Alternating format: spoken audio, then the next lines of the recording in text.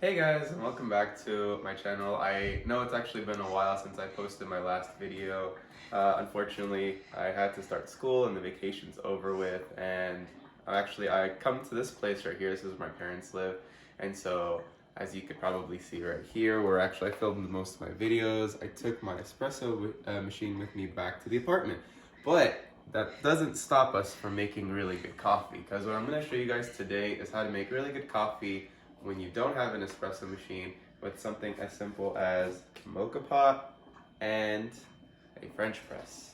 And I found these two things at my parents' house, and just things that you could kind of just use just on like your every regular day, just things that you could find in your house and still make really awesome coffee.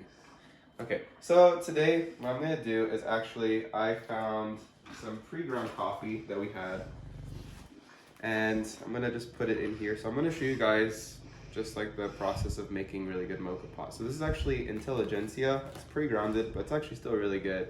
Again, I honestly am a big proponent of coffee's not perfect. If it tastes good for you, it's good for you. And I just feel that whatever tastes good, just go with it. So what we're gonna do is we're gonna take the filter. So we already started presetting everything. So actually what I could show you guys is where you fill up the water. Is there's a little release valve for the pressure, and you want to fill it up to that point of the release valve. I don't know if you guys could see that, but you want to just drop it right below.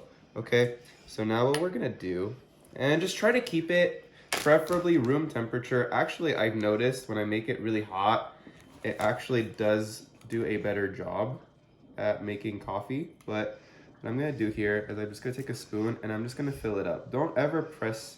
I've noticed this is actually the opposite of coffee. You just want to level this out, and I'm just trying to get it. Usually I think this is actually about 14 grams. We're not measuring today, but I'm just gonna try to just shake it up in here. You just wanna get a nice leveled little bit of coffee right here.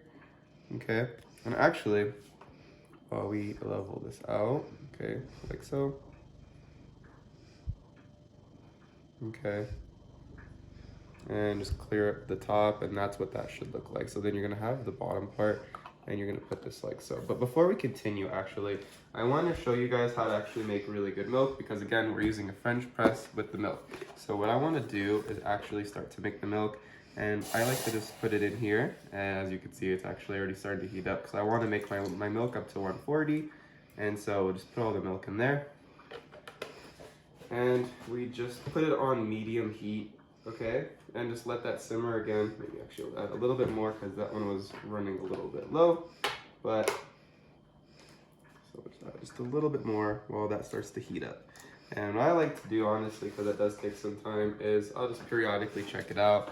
Or actually, again, little household items that you get, and I'll just check on the temperature until we get to 140 degrees Fahrenheit. So right now, again, it is actually around 70, 72. Okay, so just keep an eye on that while that gets going, because I think the milk definitely takes a lot longer than the coffee does. But now that we have the water, the coffee, and it leveled it out, what we do is we actually are going to stir back the top. Make sure it's really tight, because it's especially with the around the release valve, water will start to leak. And again, I cannot stress to you guys, keep this below the pressure valve when you fill it up, and tighten this up all the way, and use at least room temperature water. And again, we're gonna put this on medium. So what we're gonna do now is we're gonna just let all of these things wait. So what I actually like to do is just preferably keep this thing closed, and I'm gonna show you guys how this will get to become temperature and how not to mess up coffee, because I noticed a lot of times I could actually make this really bitter. Key with this, by the way, is just to keep this at a very clean, you know, just really clean. Just, I cannot stress that enough, especially when you have rancid coffee in there. It gets really stale, it gets really old and really bitter. You don't want that. And preferably, again, not a big fan of grounded coffee, but we use what we have.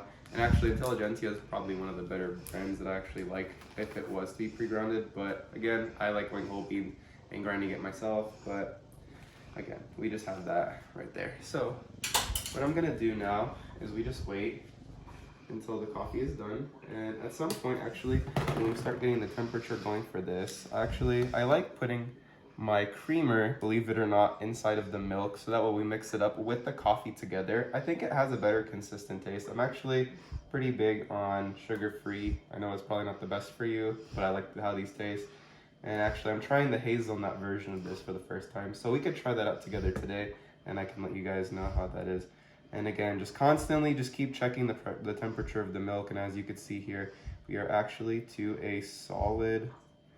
Right now, it's actually going up fairly quickly. It's right around the 120s. And again, we want to get this no hotter than 140. So as soon as we see 140, actually right here, okay, and we'll take it off right now, actually. Perfect timing. Okay, so that reached 140. And so I'm gonna go off to the side. And then, now what we're gonna do is I'm gonna start to open this up so we can see the coffee begin to pour out of here. But in the meantime, what we can do is we can take the top of the the French press. We take the top off, okay? We pour a little bit of the syrup, okay? Again, just as much as you want. I like just like eyeballing it, just a little splash right there. Okay, mix it together. Okay, and then what we do is we just pour it in here, like so. Okay, we'll off to the side. And then we're gonna put the cover on top. It's not as good, unfortunately, as the steam one, as that I'm accustomed to, but it definitely does the job. So you want to bring up the air, okay, you want to bring a lot of the air and aerate it, okay, and then you want to add the micro bubbles by keeping it underneath the level of the milk, and you want to stretch the milk with the French press, so you want to get to like your desired level. I'm going to say about between 30 to 50, and you can see it start to raise a little bit, like so. You just want to keep going. Okay. And I feel like I've actually incorporated a good amount of air into here, okay? And unfortunately, I do not have a pitcher, but we'll just use this for pitcher. Again, I'm still working on my latte art skills. But again, I'm just going for just a good tasting cup of coffee.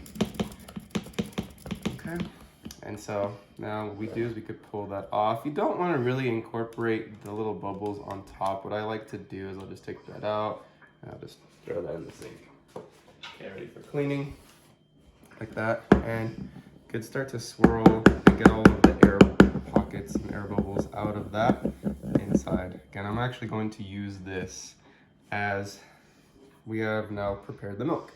So now what I'm going to do is actually, we're waiting for the coffee. As you can see, Moka pot is a very slow process, but it's still really good tasting. It's actually a very full texture, very full body tasting coffee.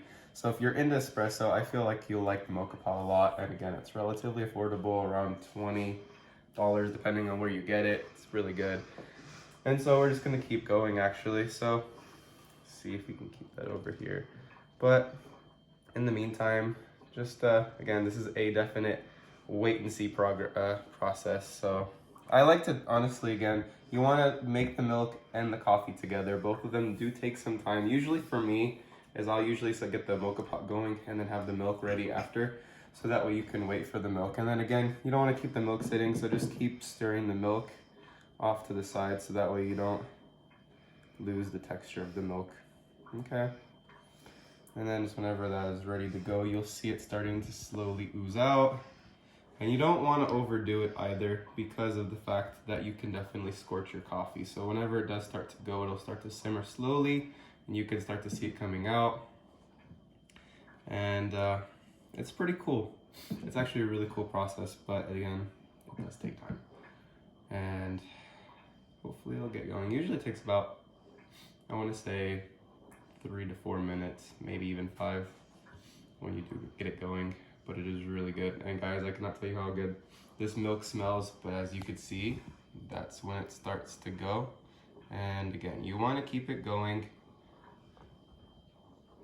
until it starts to bubble over. As you can see, it is a nice slow drip. And I'm going to show you guys what to do when you want to take it off the heat, is when it starts to make the first set of bubbles. Okay, so you don't burn your coffee, and I just want to show you guys right there. So you want to turn it off and pull it off right there. See? close the lid. And then we just pour the coffee into the cup, like so. Okay. And now, the part that you want to do is just take this cup of coffee right here. Okay, so what I'm going to show you guys is you just want to give it a good stir, like so. Okay, again, tilt it over and start to incorporate your milk. Just add like the first layer, and then you want to slowly incorporate it. Again, I'm not the best at it, but there you go. It's more of a cappuccino style. Again, if you can definitely practice your latte art with this, then you'll definitely get this with the steam arm. But again, here is just a regular old just drink that you could get with a mocha pot and a French press and just a couple of everyday household items that you could get. And again, they're not relatively expensive, but again, really good tasting cup of coffee. I'm gonna try it for you guys and just, yep, really good cup of coffee right there. All right guys, thanks again for tuning in to another episode.